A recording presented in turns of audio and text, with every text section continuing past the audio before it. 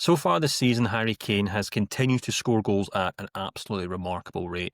But what's really interesting and something I want to talk about in this video today is why his role in that Bayern Munich team has changed over the last few months and why it's led to the England striker performing better than ever before. First things first, we have to address Kane's insane record for Bayern Munich this season in all competitions. When we filter out penalties from Kane's goal contributions per 90, we can see that he is comfortably bagging more goals and assists in each match for Bayern this season than he has done for either the German club or his former side in North London in the last 10 seasons. With 10 non-penalty goals and 3 assists in 742 minutes of game time to date, Kane is averaging 1.7 goals and assists per 90 minutes for Kompany's team this season. That figure is almost twice what he averaged last season and is 55% better than his best ever record prior to this season over the course of the previous 9 seasons. However, what's perhaps even more interesting in the fact that Kane is clearly scoring goals for fun in Germany is the fact that his ability to set up goals for his teammates in that Bayern team has also improved dramatically. When we break Kane's total goal contributions down into goals and assists and look at them over the last 10 seasons, we can see that Kane's rate of assists per 90 has been steadily rising since he made the move to Germany and has been consistently higher than all but one of his last 7 seasons at Tottenham. So what's led to Kane adding this new dimension to his game this season? Well, a large part of it is obviously the fact that he's now playing around players who are predominantly goal scorers on the pitch. Serge Gnabry, Luis Diaz, and of course the new loan signing Nicolas Jackson. But perhaps the single biggest factor this season is the fact that Jamal Musiala picked up a serious injury in the summer's Club World Cup competition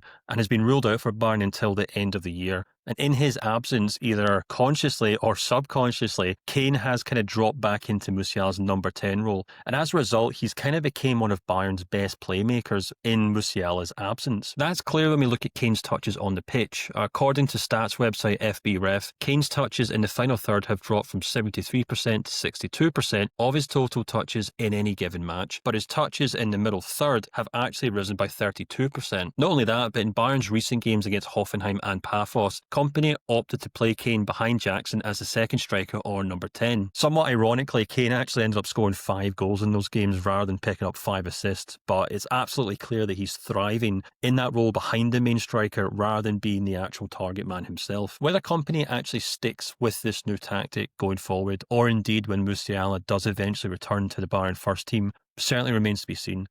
But it's clear from the stats, and it's clear from the performances that Kane thoroughly enjoys playing this new number 10 role for Bayern. And as a result, we're seeing the very, very best of his performances on the pitch for Bayern Munich.